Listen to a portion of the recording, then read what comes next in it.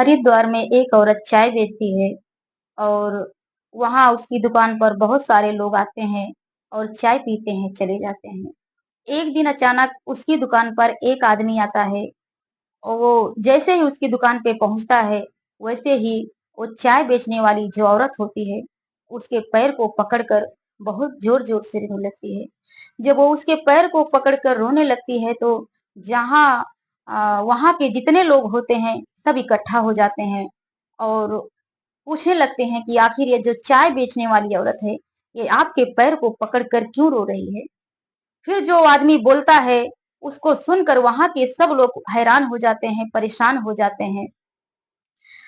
सब लोग पूछने लगते हैं तो आदमी बोलता है कि ये हमारी पत्नी है, जिसकी हमारी 2 साल से तलाक हो चुकी है।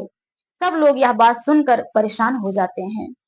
ये जो आज की कहानी है दोस्तों, ये बहुत ही मोटिवेट करने वाली और बहुत ही इमोशनल कहानी है। आइए इस कहानी को विस्तार से जानते हैं। नमस्कार, प्रणाम, मैं अंजू पांडे आप सभी का स्वागत करती हूँ। ये जो आज की सच्ची घटना है, एक कन्नौज की है, जहाँ पे एक लड़का होता है और वो लड़का जो होता है एक संपन्न परिवार से होता है और वहीं पास ही के एक लड़की होती है जिसका नाम प्रिया होता है और ये जो लड़का होता है इसका नाम दीपक होता है। ये जो प्रिया और दीपक होते हैं, दोनों ही एक कॉलेज में पढ़ाई करते हैं और एक ही क्लास में रहते हैं। फर्स्ट ईयर क्लास में दीपक भी रहता है और फर्स्ट ईयर क्लास में प्रिया भी रहती है। दोनों एक क्लास में पढ़ाई करते हैं और पढ़ाई करते करते दोनों में दोस्ती हो जाती है। जब दोनों में दोस्ती हो जाती है तो कुछ दिन तो दोस्त बने रहते हैं, लेकिन जैसे जैसे समय व्यतीत होता है वैसे वैसे ये दोनों एक दूसरे से प्यार करने लगते हैं। इन दोनों की दोस्ती प्यार में इस तरह बदल जाती है कि पता ही नहीं चलता है। दोस्तों, जब ये दोनों प्यार करने लगते हैं और एक दूसरे को चाहने लगते हैं और फिर ये दोनों एक दूसरे से हर जो बात होती है जिक्र करने लगते हैं और एक दूसरे से हर चीज जो होती है सब आपस में बातें चीतें करने लगते हैं।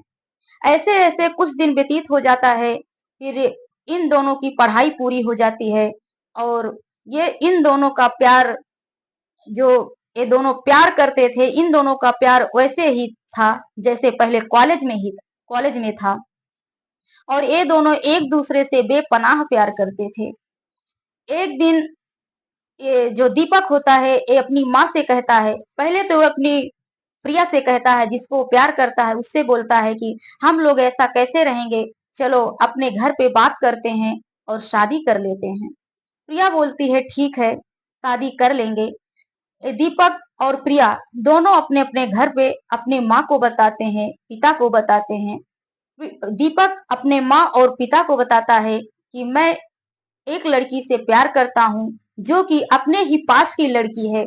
उसके माँ बाप बोलते हैं हाँ ठीक है, जैसे तुम्हारी मर्जी, हम शादी कर देंगे। उधर प्रिया जो होती है अपनी माँ से कहती है, उसकी माँ भी हाँ कर लेती है। लेकिन दोस्तों, जो प्रिया होती है उसके ना तो भाई होता है और ना ही पिता होता है, बस ये माँ ही बेटी होती है।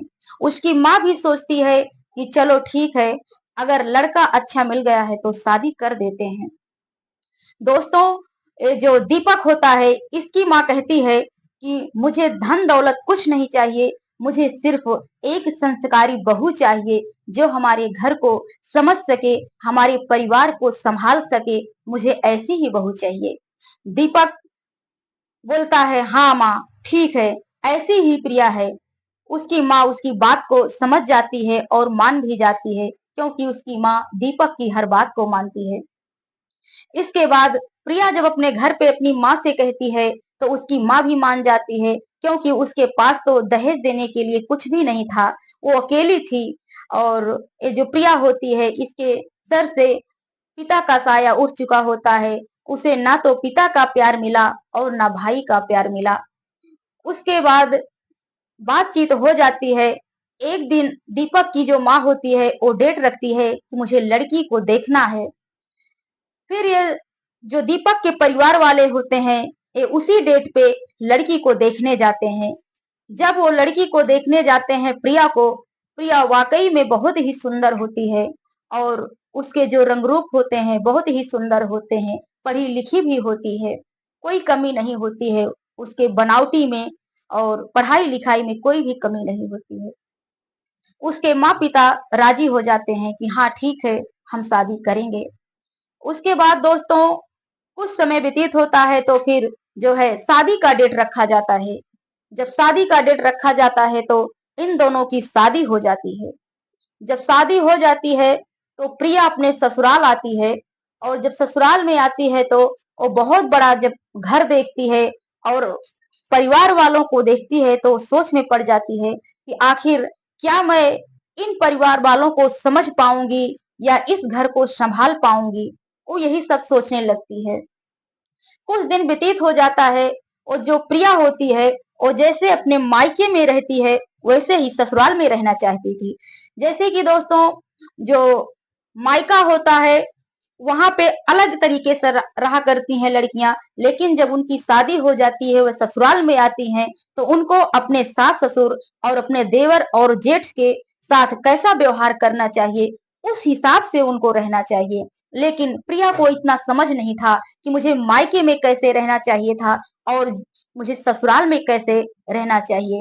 वो इस बात को नहीं समझ पाती थी क्योंकि उसके तो उसे तो कोई डर दबाव बचपन से पड़ा ही नहीं था क्योंकि ना तो उसके पिता थे और ना ही भाई।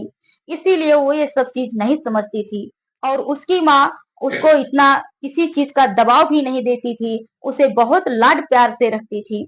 इसीलिए प्रिया अपने मायके में इतना कुछ सीख नहीं पाई थी। जब वो ससुराल में आई तो जिस प्रकार वो अपने मायके में रहती थी उसी प्रकार ससुराल में भी रहना शुरू कर दिया।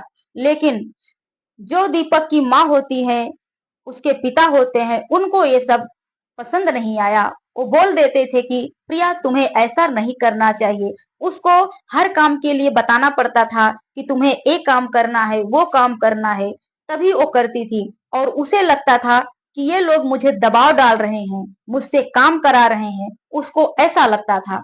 दोस्तों ऐसे ऐसे 6 महीने बीत जाता था, उनके घर में विवाद बढ़ने लगा क्योंकि प्रिया कुछ काम करना नहीं चाहती थी। वो जैसे अपने मायके में जीना चाहती थी वैसे ही ससुराल में जीना चाहती थी। लेकिन दोस्तों अगर कोई भी बेटी मायके से ससुराल जाएगी तो उसे ससुराल के माहौल से ही चलना पड़ेगा, लेकिन वो ऐसा नहीं करती थी। इसी बीच एक दिन वो अपनी माँ को फोन कर देती है। जो प्रिया होती है वो अपनी माँ को फोन करती है और अपनी माँ से कहती है यहाँ के जो लोग हैं वो मुझे प्रताड़ित कर रहे हैं, मुझे परेशान कर रहे हैं, माँ मैं यहाँ नहीं रहूंगी। उसकी माँ जैसे ये बात सुनती है तो अपनी बेटी को अपने घर बुला लेती है। दोस्तों वो जो माँ होती है प्रिया की जब वो अपने घर बुला लेती है और उसको जो है उससे कुछ पूछताछ नहीं करती है कि आखिर तुम्हारी गलती क्या है, तुम ससुराल में कैसे रहती हो, कैसे नहीं रहती हो, ये सब कुछ नहीं पूछती है। बस वो तो सिर्फ जाती है, थोड़ा दिन बीत जाता है, फिर वो क्या करती है, यहाँ तक कि वो कोर्ट कचहरी तक पहुंच जाती है और ये दहेज प्रथा का आरोप लगा देती है कि दहेज ना देने के कारण हमारी बेटी को प्रताड़ित किया जा रहा है। वो कोर्ट में जाती है, मुकदमा दर्ज करा देती है।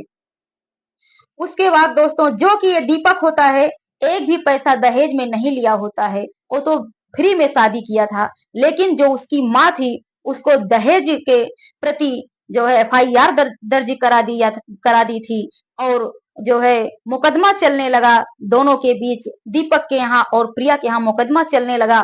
कुछ दिन के बाद दोस्तों उन दोनों का तलाक हो जाता है। अब धीरे धीरे समय व्यतीत हो जाता है, 6 महीने का टाइम होता है। उसी बीच जो प्रिया की माँ होती है वो एक्सपायर कर जाती हैं, वो मर जाती हैं। तब प्रिया बहुत परेशान हो जाती है और सोचने लगती है कि अब तो मैं अकेली हो गई हूँ, इस संसार में इस दुनिया में अब मेरा कोई नहीं है। वो बहुत परेशान हो जाती है दोस्तों और बहुत सोच में पड़ जाती है। कुछ दिन बीतता है, वो सोचने लगती है कि आखिर मैं अकेली जिंदगी कैसे जीऊंगी। फिर एक दिन वो विचार करती है और विचार करने के बाद वो सोचती है कि अब मुझे खुद से अपना जीवन निर्वाह करना होगा, मुझे खुद से कुछ काम करना होगा। इसके बाद वो दोस्तों हरिद्वार चली जाती है और हरिद्वार जब जाती है तो वहाँ एक छोटी-सी दुकान चाय बेचने के लिए रख लेती है और वहाँ जाकर वो चाय बेचना शुरू कर देती है। जब वो चाय बेचना शुरू कर देती है दोस्तों, तो उसी चाय के बेचने से जो भी इनकम होता था, जो भी पैसा आता था, उसी से वो अपना जीवन निर्वाह करने लगी, अपना जीवन व्यतीत करने लगी और अपने आप को सोचने भी लगी कि आखिर मैंने क्या किया है। फिर दोस्तों वो अपना जीवन उधर निर्वाह करने लगती है और इधर दीपक के घर दीपक के लिए नए-नए रिश्ते आने लगते हैं क्योंकि उसका तलाक हो चुका था और तलाक होने के बीच इन प्रिया के और दीपक के बीच कोई बच्चा नहीं था। दीपक के यहाँ बहुत सारे रिश्ते आते थे, लेकिन दीपक शादी नहीं करता था। 2 साल बीत जाने के बाद प्रिया जो है चाय की दुकान चलाने लगती है। उसके बाद जो है फिर ऐसे धीरे-धीरे साल भर बीत जाता है, चाय बेचते-बेचते। उसके बाद एक दिन जो है ये जो दीपक होता है, विचार करता है, अपने दोस्तों से कहता है कि चलो हरिद्वार घूम कर आते हैं।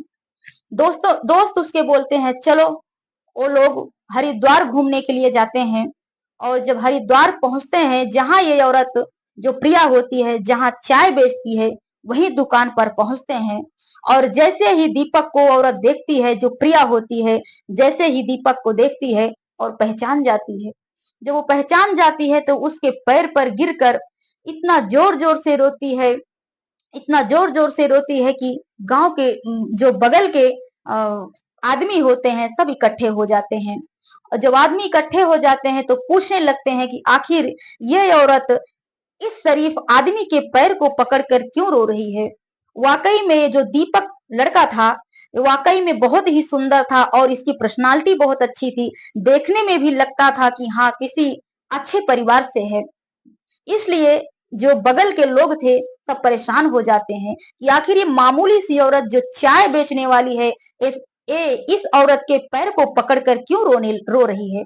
सब लोग ये जानने की कोशिश करते हैं और उस लड़की से पूछ नहीं पाते हैं। फिर वो जो लोग वहां के होते हैं वो दीपक से पूछते हैं कि आखिर बात क्या है कि जो ये लड़की आपके पैर को पकड़कर इतना जोर जोर से रो रही है। दीपक कहता है ये मेरी तलाकशुदा पत्नी है जो कि हमारा इसका 3 साल पहले तलाक हो चुका है वही हमारी पत्नी है और हमारे यहाँ और इसके यहाँ से कुछ ऐसा विवाद हो चुका था कि जिसके कारण हमारी तलाक हो गई है। सब लोग ये सब बात जानकर बहुत परेशान हो जाते हैं। दीपक वहीं फिर वो जो लड़की होती है जिसका नाम प्रिया होता है वो खड़ी होती है और दीपक के सामने हाथ जोड़कर बोलती है आप मुझे अपने साथ ले चलिए। मैं बहुत परेशान हूँ, मैं बहुत संकट में हूँ। मेरा अब इस संसार में इस दुनिया में कोई नहीं है। मेरी माँ थी वो भी चली गई। पिता का और भाई का साया पहले से ही उठ चुका है। अब मेरा कोई नहीं है। दीपक तो कुछ देर कुछ नहीं बोलता है। उसके बाद सोच समझकर वो फैसला लेता है और उसके सामने बोलता है कि मैं आपको एक शर्त पे ले चलूंगा। जैसे मेरी माँ बोलेंगी वैसे ही तुम्हें करना होगा और जैसे हमारे परिवार वाले सब बोलेंगे वैसे करना होगा।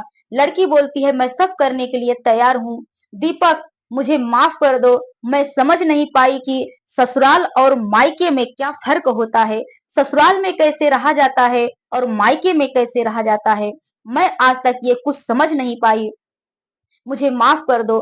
दीपक बोलता है ठीक है चलो मेरे साथ। दीपक उसको ले जाता है और ले जाने के बाद पहले मार्केट में जाता है। बहुत अच्छा सा कपड़ा खरीदता है क्योंकि वो तो परेशान थी।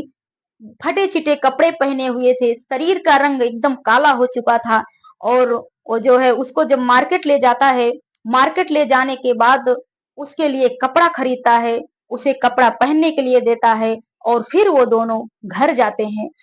जब दीपक अपने घर पर पहुंचता है उसको लेकर दोस्तों तो उसके माता पिता हैरान हो जाते हैं और पूछने लगते हैं कि आखिर तुम्हारी 2 साल 3 साल पहले तलाक हो चुका है फिर इस लड़की को क्यों घर पे लेके आए हो। दीपक अपने माँ और पापा को समझाने लगता है। बोलता है मम्मी पापा आप पहले बात को समझने की कोशिश कीजिए। फिर आप बोलना। फिर उसके माता-पिता बोलते हैं, हाँ बोलो क्या बात है? तब दीपक सारी बात बताने लगता है, कहता है माँ, इसकी माँ मर गई और ये हरिद्वार में जाकर वहाँ चाय बेच रही थी और मैं जब हरिद्वार घूमने गया तो मुझे देखी और रोने लगी और अपने गलती का पश्चाताप कर रही है। माँ, आप एक बार इसे और मौका दो, अब ये समझ गई है, अब ये सुधर गई है, आप लोग जैसा कहेंगे वैसा ही करेगी। दी वो जो प्रिया होती है, वो अपने माँ के अपने सासू के पैर पड़ जाती है, अपने ससुर के पैर पड़ जाती है और रोने लगती है। बोलती है, मम्मी पापा आप मुझे माफ कर दो, अब आपके सिवा मेरा कोई नहीं है। आप ही हमारे माता पिता हो, आप ही हमारे सब कुछ हो। वो जो दीपक के माता पिता होते हैं दोस्तों, वो मान जाते हैं और उसे गले लगाकर फिर से अपने यहाँ उसको रहने के लिए अनुमति देते हैं और कहते हैं ठीक है, अगर तुम अपनी गलती का पछतावा कर रही हो तो हम तुम्हें माफ कर देते हैं, लेकिन आइंदा कभी भी ऐसा मत करना। वो लड़की बहुत खुश हो जाती है और हंसी खुशी अपनी जिंदगी फिर से शुरू कर देती है। दीपक और प्रिया दोनों अच्छे से रहने लगते हैं, उनके घर में खुशियां ही खुशियां हो जाती है। वो लड़की समझने लगती है अपने सास को, अपने ससुर को, अपने आदमी को, सबको समझने लगती है और अपना घर संभालने लगती है। दोस्तों, मेरा कहने का मतलब ये है कि आजकल की जो लड़कियां हैं, जैसे अपने मायके में सब चीज फॉलो करती हैं वैसे ही ससुराल में करना चाहती हैं, लेकिन ऐसा नहीं करना चाहिए। उन्हें जब उनकी शादी हो जाती है तो उन्हें अपने ससुराल के हिसाब से चलना चाहिए, क्योंकि ससुराल में जो आप मायके में फॉलो कर रही हो उसको वहां छोड़ दीजिए। आप अपने ससुराल में आई हैं तो उस हिसाब से चलिए। दोस्तों, मेरा आप सबका दिल दुखाना नहीं है, ठेस पहुंचाना नहीं है, आपको सतर्क करना है, सावधान करना है। जय हिंद, जय भारत।